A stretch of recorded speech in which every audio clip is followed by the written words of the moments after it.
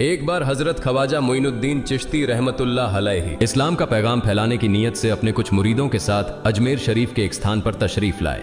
जिस मुकाम पर हजरत ख्वाजा मोइनुद्दीन चिश्ती रहमतुल्लाह अलैहि ने क़याम किया, वहां के करीब ही एक बड़ा तालाब था जिसे स्थानीय हिंदू लोग अनासागर कहते थे। उस दौर में इस तालाब की वसात और पवित्रता के कारण हिंदू समाज में इसका बहुत एहतराम किया जाता था। उनका यह अकीदा था कि जो शख्स दिन भर गुनाह करने के बाद इस तालाब में गौस्ल करता है, उसके तमाम गुनाह धुल जाते हैं। इसी वजह से वे इस तालाब को हमेशा दियों से सजाए रखते थे। कहा जाता है कि इस तालाब में हर रात दिए जलाने के लिए तकरीबन 3 मन तेल की जरूरत होती थी। तालाब की पवित्रता के कारण वहां सभी हिंदुओं को दाखिल होने की इजाजत नहीं थी। सिर्फ आला तबके के ब्राह्मण ही वहां गौस्ल कर सकते थे और तालाब के पानी को छू सकते थे। उनका यह मानना था कि अगर ब्राह्मणों के अलावा कोई और तालाब के पानी को छू ले तो पानी नापाक हो जाएगा। हजरत ख्वाजा मोइनुद्दीन चिश्ती रहमतुल्लाह अलैहि और उनके मुरीद लंबे सफर से थके हुए थे। कुछ देर आराम फरमाने के बाद जब नमाज का वक्त हुआ तो ख्वाजा मोइनुद्दीन चिश्ती रहमतुल्लाह अलैहि ने हजरत बख्तियार काकी रहमतुल्लाह अलैहि को अजान देने का हुक्म दिया। हुक्म पाकर हजरत बख्तियार काकी रहमतुल्लाह अलैहि ने अजान देना शुरू किया। उस वक्त हिंदुस्तान में तौहीद का पैगाम और अजान के अल्फाज किसी ने नहीं सुने थे। जब लोगों ने पहली बार अजान के अल्फाज सुने तो उनके दरमियान हलचल मच गई। लोग अपने घरों से बाहर आकर एक दूसरे से कहने लगे, ये फकीर लोग कहां से आ गए और ये क्या पढ़ रहे हैं। अजान खत्म होने के बाद हजरत ख्वाजा मोइनुद्दीन चिश्ती रहमतुल्लाह अलैहि और उनके साथियों ने अनासागर तालाब पर जाकर वुजू करना शुरू किया। जब हिंदू पुजारियों ने देखा कि एक अजनबी दरवेश उनके मखसूस तालाब का इस्तेमाल कर रहा है तो उनके दिल में गुस्से की आग भड़क उठी। एक पुजारी बोला, यह दरवेश कहां से आ गया? बिना हमारी इजाजत के इसने हमारे पाक तालाब को हाथ लगा दिया। हम इस तालाब को कितना मुकद्दस मानते हैं और इन मुसाफिरों ने इसे नापाक कर दिया है। इसका कोई हल निकालना ही होगा। इसके बाद हजरत ख्वाजा मोइनुद्दीन चिश्ती रहमतुल्लाह अलैहि ने तमाम साथियों के साथ मिलकर जमात के साथ नमाज अदा की। लोग ये मंजर देखने लगे और कहने लगे, ये तो कोई अजीब फकीर है। हमारे मंदिरों में सब देवी देवता मौजूद हैं और ये उनकी इबादत न करके किसी नए खुदा की इबादत कर रहा है। अगर मंदिर के बाहर भी कोई खुदा है तो उसे भी मंदिर में रखा जाना चाहिए ताकि लोग उसकी भी पूजा कर सकें। शाम ढलने लगी। शाम होते ही राजा पृथ्वीराज के ऊंटों के चरवाहे अपने ऊंट लेकर उस जगह पहुंचे। इत्तेफाक से हजरत ख्वाजा मोइनुद्दीन चिश्ती रहमतुल्लाह अलैहि उसी जगह पर तशरीफ फरमा थे जहां आमतौर पर राजा के ऊंट आराम किया करते थे। चरवाहों ने देखा कि एक दरवेश का काफिला उनके मुकाम पर आकर बैठा है। उन्होंने हजरत ख्वाजा मोइनुद्दीन चिश्ती रहमतुल्लाह अलैहि और उनके साथियों से कहा, अरे फकीर बाबा, आप कहां से तशरीफ लाए हैं और यहां आकर बैठ गए? क्या आपको मालूम नहीं कि यहां रोजाना राजा पृथ्वीराज के ऊंट आराम फरमाते हैं? राजा के ऊंट यहां आराम करते हैं। ये जानते हुए भी आपने यहां बैठने की जुर्रत कैसे की? हजरत ख्वाजा मोइनुद्दीन चिश्ती रहमतुल्लाह अलैहि ने उन चरवाहों को नरमी से जवाब दिया, बाबा, हम मुसाफिर हैं और अनजान हैं। हमें मालूम नहीं था कि इस मुकाम पर राजा के ऊंट आराम करते हैं। चूंकि हम पहले ही यहां रात गुजारने का इरादा कर चुके हैं, तुम अपने ऊंटों को आज किसी और जगह आराम देने ले जाओ। आसपास बहुत सी जगहें हैं। हजरत ख्वाजा मोइनुद्दीन चिश्ती रहमतुल्लाह अलैहि का जवाब सुनकर पृथ्वीराज के चरवाहे बोले, फकीर की हिम्मत तो देखो, कहता है कि राजा के ऊंटों को कहीं और ले जाएं और खुद यहां बैठे रहेंगे। फकीर बाबा, यह तो हरगिज मुमकिन नहीं है। राजा के ऊंट अपने ही मुकाम पर बैठेंगे। यह कहकर चरवाहों ने हजरत ख्वाजा मोइनुद्दीन चिश्ती रहमतुल्लाह अलैहि और उनके साथियों को वहां से उठाने के लिए दुर्व्यवहार करना शुरू कर दिया। हजरत ख्वाजा मोइनुद्दीन चिश्ती रहमतुल्लाह अलैहि बहुत ही सरल स्वभाव के थे। जब उन्होंने देखा कि चरवाहे दुर्व्यवहार कर रहे हैं तो उन्होंने बख्तियार काकी रहमतुल्लाह अलैहि से कहा, बख्तियार, हम यहां बैठकर क्या करेंगे? जब राजा के ऊंटों को यहीं बैठाना है तो रहने दो, ऊंट यहीं बैठे, हम यहां से जा रहे हैं। यह कहकर हजरत ख्वाजा मोइनुद्दीन चिश्ती रहमतुल्लाह अलैहि अपने साथियों के साथ वहां से चले गए। अगली सुबह जब ऊंटों को फिर से चरागाह में ले जाने का समय आया तो चरवाहे ऊंटों को उठाने की कोशिश करने लगे, लेकिन बार बार कोशिश के बावजूद वे ऊंटों को उठा नहीं सके, क्योंकि अल्लाह के वली हजरत ख्वाजा मोइनुद्दीन चिश्ती रहमतुल्लाह अलैहि ने कहा था कि ऊंट यहीं बैठेंगे। अल्लाह रब्बुल आलमीन ने उनकी यह दुआ कबूल कर ली थी और ऊंटों को आदेश दिया था कि जब तक मोइनुद्दीन चिश्ती खुद नहीं कहेंगे तब तक वे यहीं बैठे रहेंगे। इसके बाद चरवाहे ऊंटों के न उठने का कारण जानने लगे। उनमें से एक नेक चरवाहा था जिसने कहा, क्या तुम्हें याद है कि हमने कल यहां से एक दरवेश को उठाया था? जाते जाते उन्होंने कहा था कि हम जा रहे हैं, राजा के ऊंट यहीं बैठेंगे। मुझे लगता है कि उनके कहे शब्दों के कारण ही राजा के ऊंट उठ नहीं पा रहे हैं। शायद वह कोई बड़े वली हैं या अल्लाह का कोई अवतार है। इस बात को महामहिम राजा के समक्ष रखते हैं। इसके बाद चरवाहे पृथ्वीराज के पास पहुंचे और हाथ जोड़कर निवेदन किया, महाराज, हमने बहुत कोशिश की, लेकिन आपके ऊंटों को उनके स्थान से नहीं उठा सके और उन्हें चरागाह में घास चराने नहीं ले जा पा रहे हैं। राजा पृथ्वीराज ने आश्चर्य से पूछा, क्या ऊंटों को कोई बीमारी है जिस कारण वे उठ नहीं पा रहे? चरवाहों ने कहा, महाराज, ऊंट पूरी तरह स्वस्थ हैं, उन्हें कोई बीमारी नहीं है। पृथ्वीराज ने कहा, तो फिर वे अपनी जगह से क्यों नहीं उठ रहे? चरवाहों ने कहा, महाराज, कल उस स्थान पर एक दरवेश बैठे थे, हमने उनके और उनके साथियों के साथ काफी दुर्व्यवहार किया और उन्हें वहां से उठा दिया था। जाते जाते उन्होंने कहा था, राजा के ऊंट यहाँ बैठेंगे और उठेंगे नहीं। हमें लगता है कि दरवेश की बद्दुआ के कारण ही ऊंट अपनी जगह से नहीं उठ पा रहे हैं। तब पृथ्वीराज ने हुक्म दिया, अच्छा, जाओ और उस दरवेश को मेरे पास ले आओ। जब हजरत ख्वाजा मोइनुद्दीन चिश्ती रहमतुल्लाह अलैहि पृथ्वीराज के दरबार में पहुंचे तो पृथ्वीराज ने उनसे पूछा, ए दरवेश, आपने मेरे ऊंटों को क्यों पंगु बना दिया है? मेरे ऊंट भूखे मर रहे हैं, कृपया अपना जादू उनसे हटा लें। अगर जादू नहीं हटाया तो मेरे ऊंट भूखे मर जाएंगे। पृथ्वीराज की बात सुनकर हजरत ख्वाजा मोइनुद्दीन चिश्ती रहमतुल्लाह अलैहि मुस्कुराते हुए बोले, हे अल्लाह के बंदे, हम मुसलमान हैं और मुसलमान कभी जादू नहीं करते। तुम्हारे ऊंटों को मैंने नहीं बल्कि इस संसार के पालनहार महान अल्लाह रब्बुल आलमीन ने बैठाया है। उनकी आज्ञा से ऊंट बैठे हैं और उनकी आज्ञा से ही उठेंगे।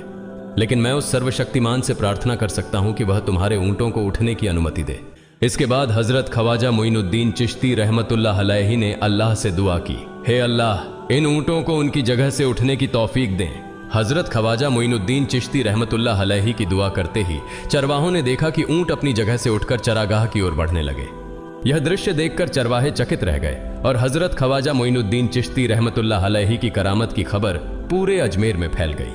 जैसे जैसे हिंदुओं के बीच हजरत ख्वाजा मोइनुद्दीन चिश्ती रहमतुल्लाह अलैहि की करामत की बातें फैलने लगीं और इस्लाम की महानता उनके सामने प्रकट होने लगी, मंदिर के पुजारी भयभीत हो गए। वे सोचने लगे, अगर यही चलता रहा तो सभी हिंदू मुसलमान बन जाएंगे। तब वे पृथ्वीराज के पास पहुंचे और निवेदन किया, महाराज, ये दरवेश हमारे राज्य में अशांति फैला रहे हैं। यदि आपने अभी इनका कोई उचित समाधान नहीं निकाला तो ये दरवेश सभी हिंदुओं को मुसलमान बना देंगे और तब हमारे देवताओं की पूजा करने वाला कोई नहीं बचेगा। आप इन्हें यहां से भगा दें, नहीं तो ये हमें यहां से बाहर निकाल देंगे। महाराज, हम आपको एक और भयावह बात बताना चाहते हैं। ये दरवेश कहते हैं कि जिन मूर्तियों की हम पूजा करते हैं वे पूजनीय नहीं है। उनका कहना है कि ये केवल निर्जीव पत्थर है जिनमें कोई शक्ति नहीं है। ये साधारण लोगों को इस तरह की बातें बताकर भ्रमित करना चाहते हैं। सबसे आपत्तिजनक बात यह है कि ये दरवेश हर दिन 5 बार हमारे पवित्र तालाब में हाथ लगाकर उसे अपवित्र कर रहे हैं। पुरोहितों की बात सुनकर पृथ्वीराज ने हजरत ख्वाजा मोइनुद्दीन चिश्ती रहमतुल्लाह अलैहि को बुलाया। जब हजरत ख्वाजा मोइनुद्दीन चिश्ती रहमतुल्लाह अलैहि उनके दरबार में पहुंचे तो पृथ्वीराज ने कहा, ए दरवेश, हम देख रहे हैं कि आप गोमाता का मांस खाते हैं और हमारे देवताओं का अपमान करते हैं। हमारे धर्म के बारे में तरह तरह की उल्टी सीधी बातें कर रहे हैं। हम यह सहन नहीं कर सकते। हम यह भी देख रहे हैं कि आप हमारे पवित्र तालाब को अपने अपवित्र हाथों से खराब कर रहे हैं। आप तुरंत हमारे देश से चले जाएं। हजरत ख्वाजा मोइनुद्दीन चिश्ती रहमतुल्लाह अलैहि ने कहा, बाबा, हम लोग तो केवल वुजू करते हैं, नहाते नहीं। अगर पूरी देह के स्पर्श से आपके तालाब का पानी खराब नहीं होता है तो केवल हमारे हाथ और चेहरे के पानी से तालाब अपवित्र कैसे हो सकता है? यह सुनकर पृथ्वीराज ने कहा, वे सभी लोग हमारे धर्म के हैं जबकि तुम लोग कहीं और से आ गए हो। तुम हमारे धर्म के नहीं हो, इसलिए तुम्हारे हाथ लगाने से हमारा तालाब अपवित्र हो जाता है। तब हजरत ख्वाजा मोइनुद्दीन चिश्ती रहमतुल्लाह अलैहि ने कहा, अच्छा बाबा, हम अब आपके तालाब के पानी को हाथ नहीं लगाएंगे, लेकिन हमें पानी की जरूरत है तो हम चाहते हैं कि केवल एक बर्तन में पानी ले लें। पृथ्वीराज ने कहा, ठीक है, तुम पानी ले सकते हो, लेकिन तुम्हारा बर्तन तालाब में लगे, तुम्हारे हाथ नहीं। अगर तुम्हारे हाथ स्पर्श करें तो हम इसके खिलाफ सख्त कार्रवाई करेंगे। राजा के साथ सहमति के बाद हजरत ख्वाजा मोइनुद्दीन चिश्ती रहमतुल्लाह अलैहि ने अपने मुख्य खलीफा बख्तियार काकी रहमतुल्लाह अलैहि से कहा, बख्तियार, जाओ और राजा के तालाब से एक बर्तन में पानी ले आओ, लेकिन बहुत सावधानी से पानी लेना ताकि तुम्हारा हाथ तालाब के पानी को छू न सके। बख्तियार काकी रहमतुल्लाह अलैहि हजरत ख्वाजा मोइनुद्दीन चिश्ती रहमतुल्लाह अलैहि के आदेश का पालन करते हुए आना सागर से पानी लेने गए। उन्होंने बर्तन को तालाब में डुबोया और उनका हाथ पानी को नहीं छू सका क्योंकि चमत्कारवश पूरा तालाब एक छोटे बर्तन में समा गया। आना सागर पूरी तरह से सूख गया और उसकी तली में केवल सूखी रेत दिखाई देने लगी। जब पुरोहितों ने देखा कि उनके पवित्र तालाब में एक भी बूंद पानी नहीं बची है और वह मरुस्थल की तरह सूख गया है तो वे घबराते हुए राजा पृथ्वीराज के पास गए और बोले, महाराज, यह तो भारी संकट हो गया है। पृथ्वीराज ने पूछा, क्या हुआ? पुरोहितों ने कहा, उस दरवेश ने हमारे पूरे तालाब का पानी ले लिया है। अब हमारे पवित्र तालाब में एक बूंद भी पानी नहीं है। अगर इस तालाब में पानी नहीं होगा तो हम अपने पापों का प्रायश्चित कैसे करेंगे? दूर दूर से हजारों हिंदू लोग इस तालाब में स्नान करने आते हैं ताकि वे अपने पाप धो सकें। अगर पानी नहीं रहेगा तो वे यहां आना बंद कर देंगे, जिससे हमारा बड़ा नुकसान होगा और अजमेर की मान मर्यादा मिट्टी में मिल जाएगी। पृथ्वीराज गहरे विचार में पड़ गए।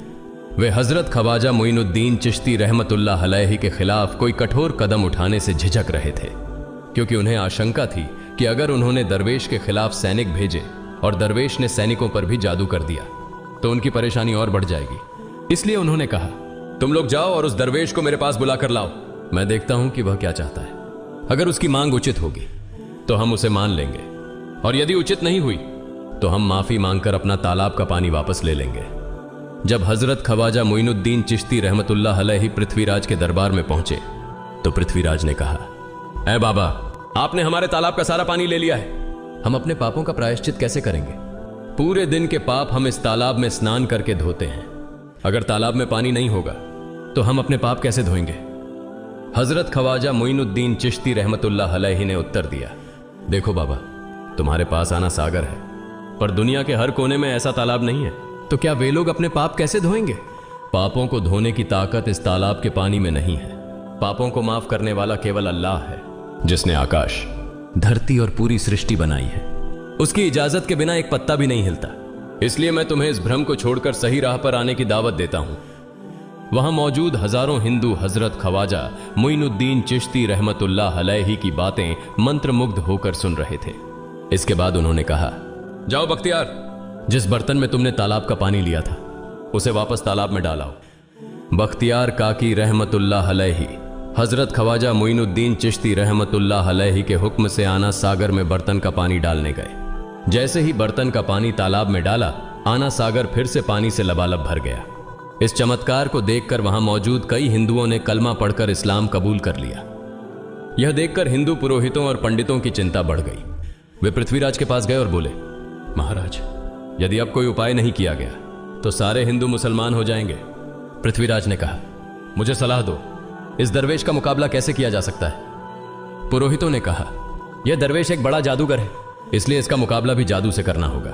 हमारे बीच एक बड़े पुरोहित और जादूगर रामदेव हैं, उन्हें इसके मुकाबले में भेजें। अगर वह जादू से इसे हरा सके तो हम अपने हिंदू धर्म का गौरव फिर से प्राप्त कर सकेंगे। पृथ्वीराज ने रामदेव को बुलाकर कहा, रामदेव, मैं तुम्हें इस दरवेश को जादू से हराने की जिम्मेदारी दे रहा हूं। अगर तुम उसे हरा सके तो हम अपने धर्म का गौरव फिर से पा सकेंगे। रामदेव ने पृथ्वीराज को आश्वस्त करते हुए कहा, महाराज, आप चिंता न करें, इस दरवेश को हराना मेरे लिए बहुत आसान है। मैं आपके समक्ष हमारे धर्म का गौरव वापस लाकर रहूंगा। इसके बाद रामदेव अपने साथियों के साथ हजरत ख्वाजा मोइनुद्दीन चिश्ती रहमतुल्लाह अलैहि के सामने मुकाबले के लिए पहुंचा। उसने कहा, मोइनुद्दीन, अगर तुम में ताकत है तो मुझसे जादू का मुकाबला करो। मैंने तुम जैसे बहुत से जादूगरों को हराया है, तुम्हें हराना तो मेरे लिए साधारण बात है। हजरत ख्वाजा मोइनुद्दीन चिश्ती रहमतुल्लाह अलैहि ने उसकी बातों का कोई जवाब नहीं दिया। रामदेव ने देखा कि हजरत ख्वाजा मोइनुद्दीन चुप हैं, तो उसने गाली गलौज करना शुरू कर दिया। जब रामदेव अपनी हदें पार कर गया तो हजरत ख्वाजा मोइनुद्दीन ने उसकी आंखों में देखते हुए कहा, रामदेव, तू चिल्ला रहा है, लेकिन मैं तेरे माथे पर ईमान की रोशनी देख रहा हूं। हजरत ख्वाजा मोइनुद्दीन चिश्ती रहमतुल्लाह अलैहि की यह बात सुनते ही रामदेव कांपने लगा, और उसी क्षण अल्लाह रब्बुल आलमीन ने उसके दिल में ईमान की रोशनी डाल दी। रामदेव हजरत ख्वाजा मोइनुद्दीन चिश्ती के चरणों में गिर पड़ा और बोला, हे अल्लाह के वली, मैंने आपके साथ बहुत बेअदबी की है, मुझे माफ करें और मुझे कलमा पढ़ाकर इस्लाम की राह दिखाएं। हजरत ख्वाजा मोइनुद्दीन चिश्ती रहमतुल्लाह अलैहि ने रामदेव को कलमा पढ़ाया और उनका नाम रखा मोहम्मद सादिक। इतिहास बताता है कि बाद में रामदेव मोहम्मद सादिक के रूप में एक बड़े अल्लाह के वली बन गए। प्रिय पाठकों, सोचें, जो रामदेव हजरत ख्वाजा मोइनुद्दीन चिश्ती को पराजित करने आए थे, वही अब उनके हाथ में हाथ देकर इस्लाम की शांति की छांव में आ गए। यह अल्लाह रब्बुल आलमीन का चमत्कार और शक्ति है, जो जिसे चाहे हिदायत दे सकता है। आमीन।